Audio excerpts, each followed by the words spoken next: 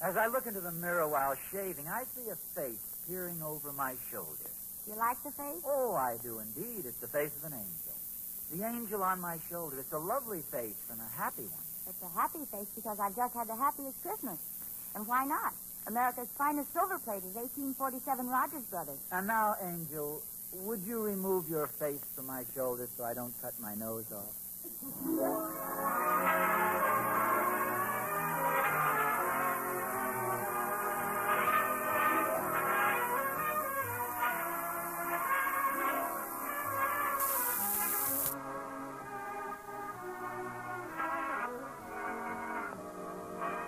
America's finest silver plate is 1847 Rogers Brothers. From Hollywood, International Silver Company, creators of 1847 Rogers Brothers Silver Plate, presents The Adventures of Ozzie and Harriet, starring America's favorite young couple, Ozzie Nelson and Harriet Hilliard.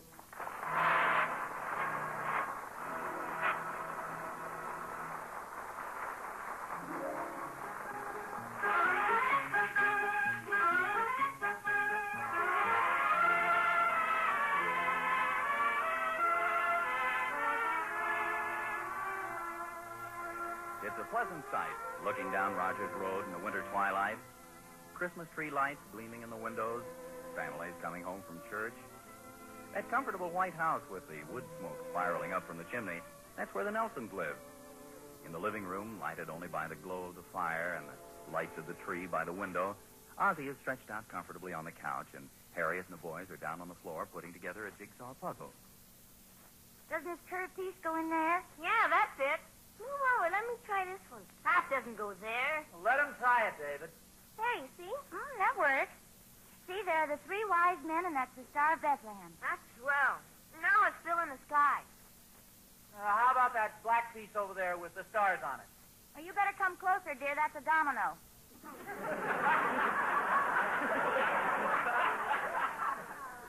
Here's a piece that fits. I got one. And there's the last piece. Gee, that makes a neat picture. Isn't that pretty? The wise men carrying their gifts to Bethlehem on the first Christmas. We had the same thing in our Christmas play at school last week. Oh, that's right. How was the Christmas play, David? Well, I was sensational. Oh, really? Were you sensational too, Ricky? No, I was a camel. See, I was a wise man and Ricky was my camel. Mildred Carter said I was the cutest wise man she ever saw. Oh, she did. So I bought her some ice cream and some candy afterwards. I spent all my allowance. I'm afraid you're cuter than you are wise, David. I'm thirsty. Then go get a drink of water. I'm not supposed to. David says camels only drink once a week. Well, I'm sure you've had time to get out of character by now. How do you like the slippers I gave you, Pop? Oh, they're fine, David. Nice and comfortable. Why do you have the rubber bands around them, Pop? Well, I put those on there so they won't fall off when I walk. Gee, are they too big? Oh, no. I like my slippers nice and roomy. They're a lot more comfortable that way. And it's handy, too. I can carry things in my toes. The man at the store wanted to know what size, and I didn't know. I just told him you had big feet. How do you like the ones I gave you, Mom? Oh, they're beautiful, Ricky. Is your heel supposed to stick out over the back that way? Oh, I think they're making slippers that way now. They're putting the heel much closer to the toe than they used to. As a matter of fact, I think you boys showed very good judgment in choosing your gifts. Daddy and I are very proud of you. Now, I thought it was a wonderful Christmas all the way around. None of the cards came off the packages. Only one bulb is burned out on the tree. The tie Grandma Hilliard gave me matches perfectly with the wallpaper in the dining room. Yes, sir, it was a nice Christmas. Mom, when the three wise men started to follow the star, how did they know it would lead them to the right place? Well, David, they'd been told that something like this would happen, and they believed it. It was their faith that guided them. That was a long time ago, wasn't it? But things haven't changed much. People still have to have faith. He doesn't understand stuff like that, Mom. Sure I do. What your mother means, Ricky, is that you believe in certain things. You believe what they teach you at Sunday school, and you believe in your mother and your father. And Grandma Hilliard? Mm-hmm. And Grandma Nelson? That's right. And how come Grandma Nelson didn't send us a Christmas present this year? Well, she did, didn't she? Not yet, Pop. The package didn't come. You see, Pop, I believe she would, and she didn't. You know, it is strange, dear. In the past, your mother's always sent the things at least a week before Christmas. Oh, it was probably held up in the mail. The post office is so rushed at this time of the year. Maybe she forgot. Oh, no, Ricky, you know she wouldn't do that. What could have happened, Pa? Oh, I don't know, David, but you can be sure that Grandma Nelson didn't forget you guys. This is the time for you to have the faith that your mother was just telling you about. You got to believe in Grandma Nelson. Yeah, but it's the day after Christmas already. You'd be amazed at the things that faith and real believing can accomplish. Let me tell you what happened one Christmas when I was a little boy. Is this going to be a story, Pa? Yes, it's a real true story. Oh, boy, move over, David. I was about your age, Ricky, and your Uncle Al was just a little younger than you are, David. In fact, we looked a lot like you two guys. On this particular Christmas back in Ridgefield Park, Uncle Al and I had each gotten a beautiful new flexible flyer sled. Oh, boy, were we happy. And then suddenly we realized there was no snow.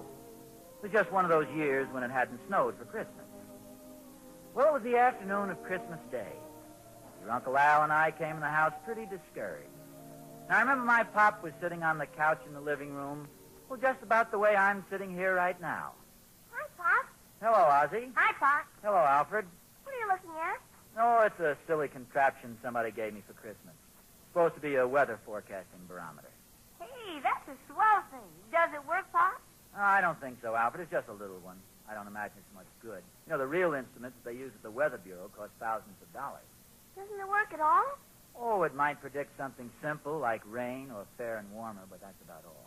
I think somebody gave it to me as a joke. Here, set it up on the mantel there, will you, Ozzie? Pop, do you think it'll ever snow? I don't know, son. This warm weather keeps up, we'll be into spring. Just possible we won't have any snow at all this year. Gee, we'll never get to use our sled. That's right, your sled. Of course, the weather can change very quickly. In fact, you never can tell what it's going to do. You've heard that expression, as changeable as the weather? Anything the matter? No, I was just telling the boys, Ethel, that the weather could change. Golly, here we got new sleds for Christmas, and there's no snow anywhere. Hey, Pop, look at this thing here. What'd you call it? Barometer? Why, what about it? Yeah, look at it, Pop. The arrow's pointing right to snow. I know, Alfred, but I wouldn't put too much faith in that. I told you before, I don't think that's very accurate. But sometimes having faith and confidence can make things come true. You told us that yourself. Sure, lots of times.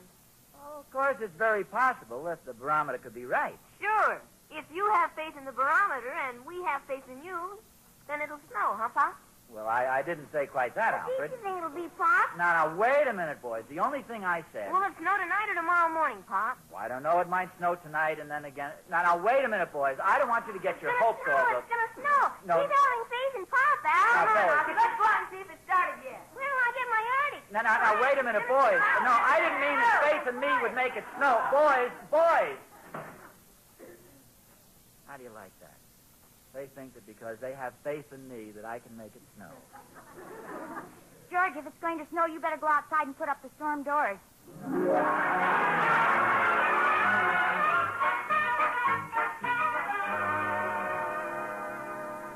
Alfred, if you and Ozzie don't stop pushing your faces against that window, you're going to have flat noses. Well, when do you think it's gonna snow, Mom? Well, it doesn't look too hopeful right now. The stars are out. Hey, look, snow! Snow, great big flakes. Trophy, those are the ashes from the ash can. Is that you, Pop? Hiya, boys. How is it outside, Pop? When do you think it'll start? Well, it seemed to turn quite a bit colder while I was walking up from Hackensack Road. What do you have on your lips, dear? Hey, it's snow. There's snow on Pop's face. No. That's just some shredded pecans. I had a sundae while I was downtown. It was. You fellas better get ready for dinner. I'm going to put things on. Gee, isn't there any sign of snow at all, Pop? Well, there are no signs of it, but of course that doesn't mean it can't snow. The signs can change. Don't forget, Pop, you promised. Now, look, fellas, I'm afraid you guys sort of jumped to conclusions. I didn't exactly promise it would snow tonight. Oh, I know you didn't, Pop. You said if we had faith in you that it would snow tomorrow. No, now, wait a Boy, minute, I boys. can hardly wait. Just think we'll go to sleep tonight, and when we wake up, there'll be snow as far as you can see. We'll take our sleds and go over to Strohmeyer's Hill.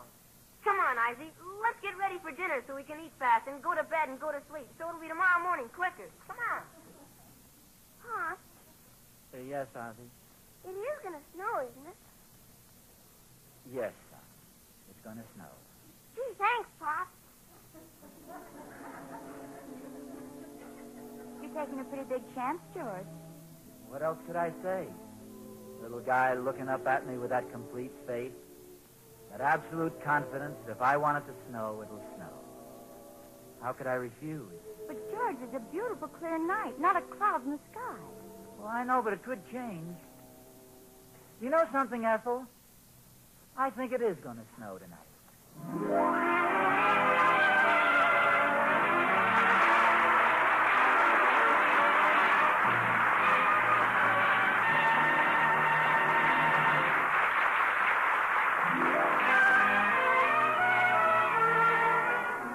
Say, did you notice how much Ozzie's father sounded like Ozzie and how much his mother sounded like Harriet?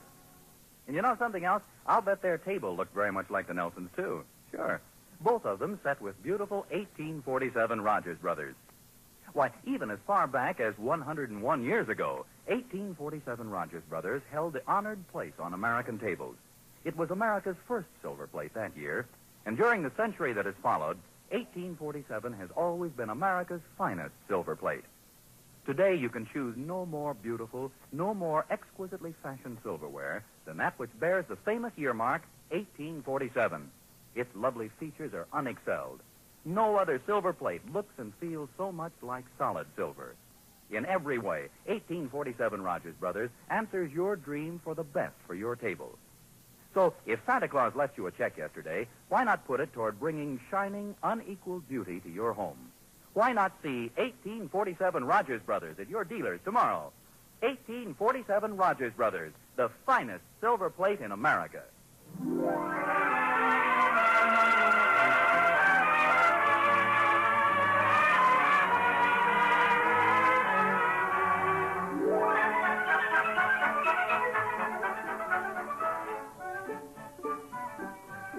It's the night after Christmas, and in the living room of the Nelsons at 1847 Rogers Road, a story is in progress. A story from the life of another Nelson family. George and Ethel Nelson of Ridgefield Park, New Jersey, when it was little Ozzie and his brother Al. It's a mighty interesting story, too. All about how Ozzie's father promised the boys it would snow one Christmas night. Tell us what happened, Pop. Did it snow? Oh, wait till I get to that part of the story, David. The important thing is that your Uncle Al and I had absolute faith in our dad. He said it was going to snow that night, and we believed him. But I'm still wondering, Pop. Why didn't Grandma Nelson send us a Christmas present? Remember, Rick, Daddy wanted you to have faith in Grandma Nelson, to believe that she hasn't forgotten. That's why he's telling the story. Is it interesting, fellas? You want to hear the rest of it? Oh, sure. You bet, boy. This is neat. Well, your Uncle Al and I went to bed unusually early that night. And we had our new flexible flyers right beside us so we could go sleigh riding on that snow that our Pop had promised. I remember as we went to sleep, Mom and Pop were down in the kitchen. Mom was washing the dinner dishes, and Pop was drying them. There was a lot of soap in the dishwater there. There's no need to keep looking out the window, dear. There's nothing out there but the moon. For a second, I thought I saw some clouds. The only cloud around here, George, is the one on your brow. Don't you think it'd be a good idea if you went up and explained to the boys? Oh, I can't do that, Ethel. They'd never have any confidence in me again. All right, dear. But if the lawn isn't white in the morning, your face is going to be awfully red.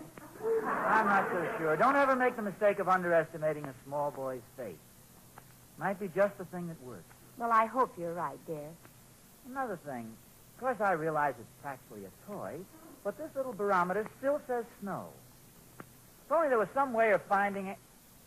See, I have an idea. Why don't I phone the Weather Bureau and get the official word on it? Well, yes, that sounds good. I don't think I know the number offhand. Number, please. Hello, Central. I wonder if you could connect me with the Weather Bureau. I don't have the number. Oh, sure. I'll look it up. I'm sorry to put you all this trouble. Oh, it's kibibble. That's what I'm here for. How you gonna keep 'em down on the farm after they've seen Paris? Is she getting the number? Yeah, she's very nice. She's giving me a little concert, too. Must be the Nora Bays of the telephone.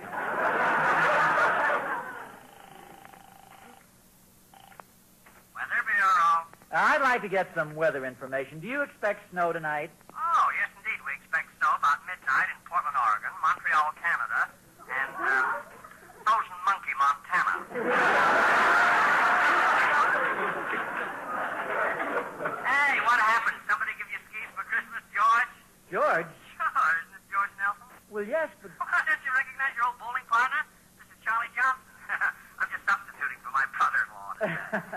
Well, how are you, Charlie? I was wondering who the Weisenheimer was. Ah. Then you don't think it's going to snow tomorrow? I've got a barometer here that says it is. Well, I got 5 of them here that says it isn't, George.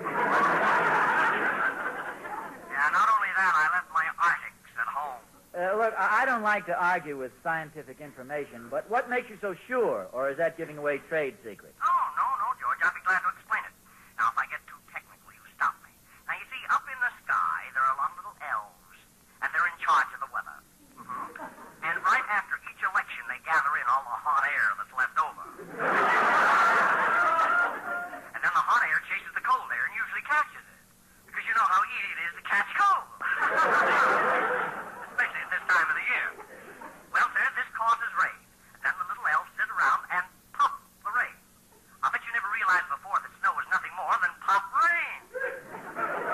And now for an encore, I'll give you my imitation of Al Jolson. Mammy, oh, mammy. Thank you, Charlie. Thank you, Charlie. Good night. What'd they say, dear? Nothing popping. That's not a sign of snow. I can imagine how the boys are going to feel in the morning when they wake up all excited and look out the window and see nothing but the bare ground. I wouldn't fret about it, George. They'll get over it. What are you looking at? This little barometer I got for Christmas. I wonder if this could possibly be right and the Weather Bureau wrong. This thing has been pointing at snow ever since I got it. Hello? I walk 1,000,000 miles per hour and just miles. Good night, Georgie boy. Happy sleigh riding. Boy, that Charlie Johnson. He sure takes the fur line fast, though.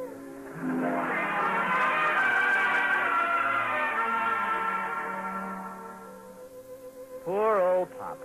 He was laughing, but he wasn't too happy. Here he'd promised his sons it would snow by morning, and his only hope was in our faith in him and a strange confidence he had developed in the little barometer. Let's go to bed, George. It's getting late. Did you see Ozzie and Alan there, sleeping so peacefully, dreaming of snowdrifts and belly whopping down Stromeyer's Hill? Oh, which reminds me, where are their sleds? Well, Al put his in the closet, and Ozzie has his in bed with him. There's no question in their minds. Their old Pop promised them snow, and snow it's going to be. That's a wonderful fate. I think I could have a little more of it if the moon weren't shining in the window. Oh, that doesn't necessarily mean anything, Ethel.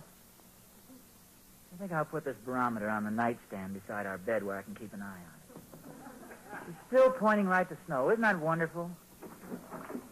Why are you putting that window up, George? The other one's up. When it starts to snow, I want to lie here in bed and watch the flakes come down. Reach my hand out and feel the cool, shimmering crystal. Did you know that snow is nothing but popped rain? Good night, Pop.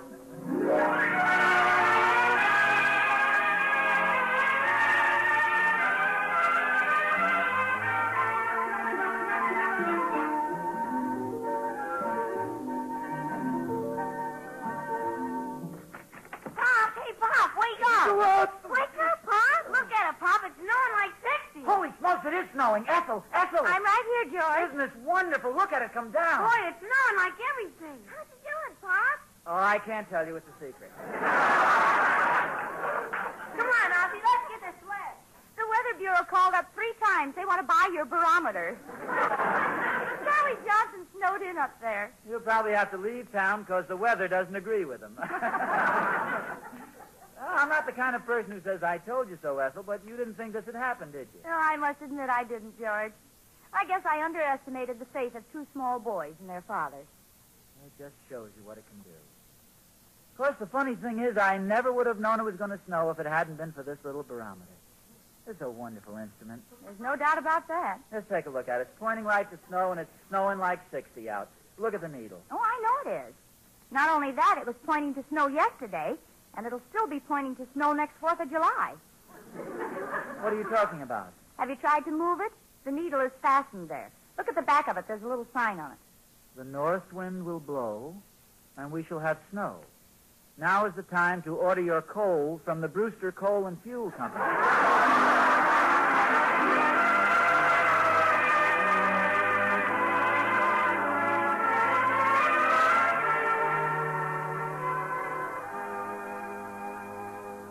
was a swell story, Pop. Well, it shows you what can be done if you have faith. Oh, it was a wonderful story, dear.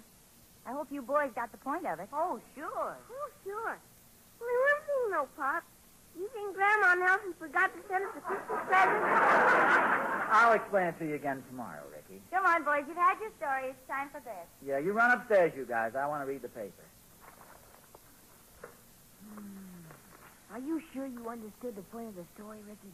Oh, sure. Okay, what was it? It was about snow. If your father says it's going to snow, then it's going to snow. Come on, boys. Okay, Mom. Hey, I got an idea. Let's ask Pop to make it snow tomorrow. Oh, Ricky, don't be a dope. We haven't got any sleds anyway. We could get him, maybe. What am I talking about? That's crazy. Hey, Pop. Oh, let Pop alone. He's trying to read the paper. Pop. Do you think there'll be snow around here tomorrow? Now, run up to bed now, boys. Do you think we could go sleigh riding? Yes. Your mother's waiting for you. Now go on up to bed. Come on, Ricky. Hey, David.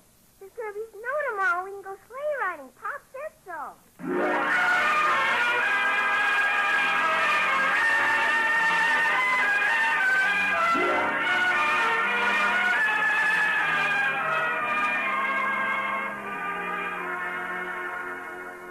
Hey, you fellas are late for breakfast. Come on, let's get going. Okay, Pop. Well, why the long faces? You look like a couple of sad sacks. Where's the snow you promised, Pop? Well, I didn't promise any snow, Ricky. You're thinking of the story I told you last night. Don't you remember, Pop? Ricky asked if we could go sleigh riding, and you said yes. Oh, I don't remember saying anything like that. You said, it's the same thing. Oh, well, if I did, I'm sorry, fellas. Come in, Barney.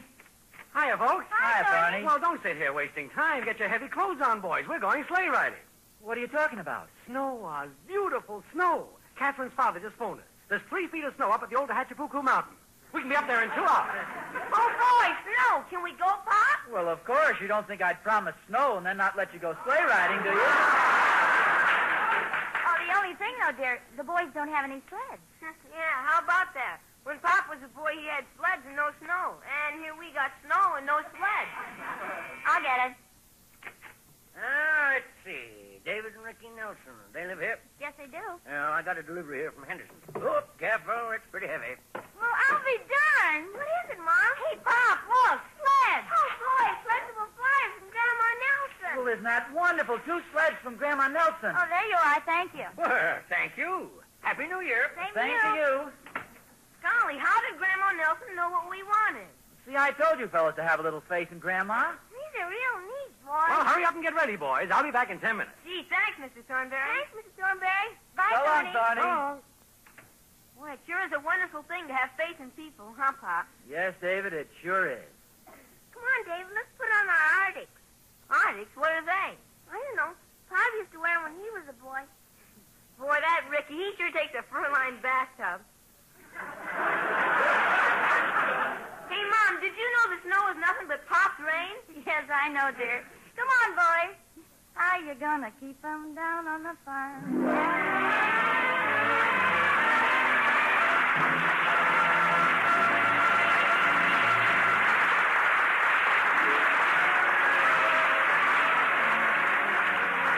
Well, Grandma Nelson may cause everybody a few anxious moments, but neither snow, nor rain, nor heat, nor gloom of night can keep her from coming through with a present. My mother's like that, too, Mr. Smith. Well, I remember last year on our anniversary. The day came and not even a word arrived. But 2 days later, there was a big package. And believe me, it was worth waiting for. Well, now, if I were to guess what was in the package, you know what I'd say, don't you? Oh, yes, I do, and you'd be right. It was a set of 1847 Rogers Brothers. And hardly an hour passed before I had almost every woman on Rogers Road overlooking at it. Golly, when I saw that 1847, I could well understand what you mean when you say that it's owned and loved by more women than any other silver plate in the world. Almost the first look at 1847 Rogers Brothers will tell you the why-for of that statement. The patterns alone make 1847 unusual.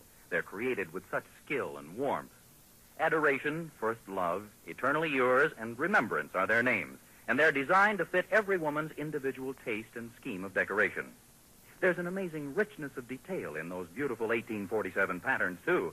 The lovely ornaments are more deeply carved, more highly raised.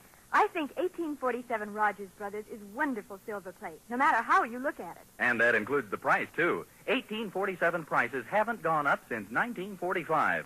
And that's amazing when you consider its beauty and craftsmanship, when you consider that 1847 Rogers Brothers is the finest silver plate in America. Oh, and by the way, if you folks would like to see a beautiful color picture of the entire Nelson family, get a copy of the current issue of Radio Mirror magazine.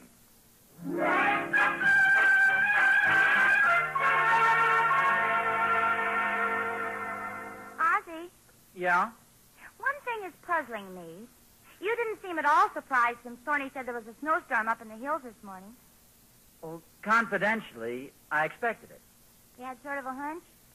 I probably shouldn't tell you this, giving away all my best secrets.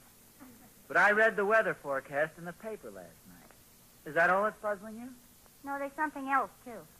This package arrived this afternoon with a little note to David and Ricky. Dear boys, I'm sorry to be late with your Christmas presents, but I'm afraid I'm slowing up a bit. I hope you like these sweaters I knitted for you. Merry Christmas from Grandma Nelson. Well, isn't that strange that she should send the sleds and the sweater? Mm-hmm. What makes it even stranger is that she lives in New Jersey, and the sleds came from Henderson's department store here in town.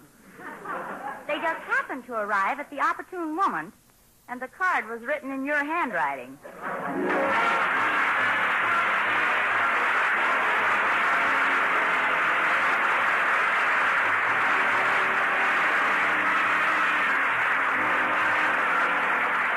Next week to another adventure of Ozzie and Harriet, starring Ozzie Nelson and Harriet Hilliard. And remember, America's finest silver plate is 1847 Rogers Brothers. Yes, Harriet, America's finest silver plate is 1847 Rogers Brothers. And on behalf of our entire cast, our sponsors, and Harriet and myself, we want to wish all of you folks listening in a very, very happy New Year. Starting Sunday, January 2nd, the Horace Height program will follow Ozzie and Harriet over most of these stations. Appearing today in support of Ozzie and Harriet were John Brown, Janet Waldo, Tommy Bernard, Henry Blair, and Joe Kern. Original music was composed and conducted by Billy May. This program originates in the Hollywood studios of the National Broadcasting Company and is also broadcast over the Trans-Canada Network of the Canadian Broadcasting Corporation. This adventure of Ozzie and Harriet will be transmitted to our men and women overseas by shortwave and through the worldwide facilities of the Armed Forces Radio Service. Say, folks, how about getting the first good deed of the new year in a little early? You can do it right now by sending your check tonight to CARE. CARE packages are the most efficient, economical way to send food and clothing abroad, either to friends and relatives or needy families that the organization will choose for you. Start the new year right with $10 sent to CARE, New York. Send it tonight. The Canadian address of CARE is 193 Sparks Street, Ottawa. This is Vern Smith speaking. This is NBC, the National Broadcasting Company.